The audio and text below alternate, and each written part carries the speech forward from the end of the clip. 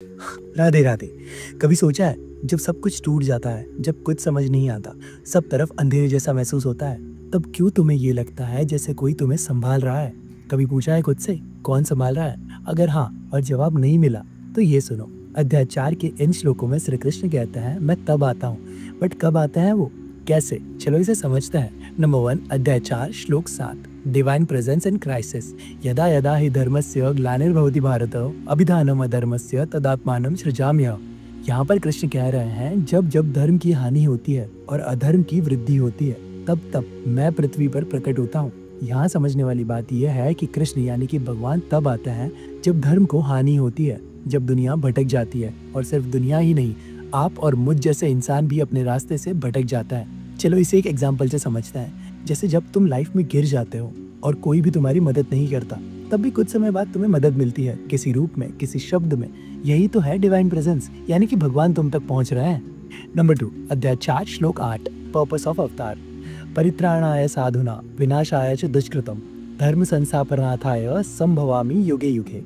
यहाँ पर श्री कृष्ण अर्जुन से कह रहे हैं, मैं धर्मात्माओं की रक्षा करने, दुष्टों का विनाश करने तथा धर्म के सिद्धांतों को पुनः स्थापित करने के लिए युग युग में इस पृथ्वी पर बार बार प्रकट होता हूँ।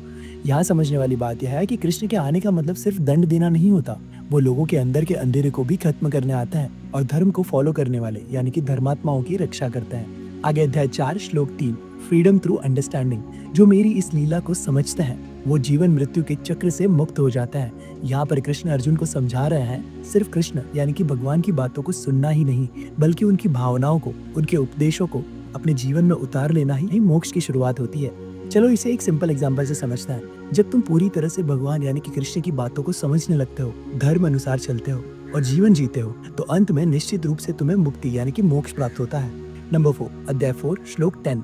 जो लोग मोह और भय को छोड़ देते हैं और सिर्फ मुझ में लगे रहते हैं, मैं उन्हें अपने जैसा बना देता हूँ। यहाँ कृष्ण अर्जुन से कह रहे हैं, जो अपना ईगो, फियर और डिजायर्स छोड़ देता है, वो कृष्ण के साथ एक हो जाता है, उसमें कृष्ण वास करते हैं। चलो इसे एक एग्जाम्पल से समझाता हूँ। तुम मांगना छोड़ दो और विश्वास करना शुरू कर दो, फिर कृष्ण यानी कि भगवान तुमसे दूर नहीं, तुम्हारे अंदर वास करेंगे।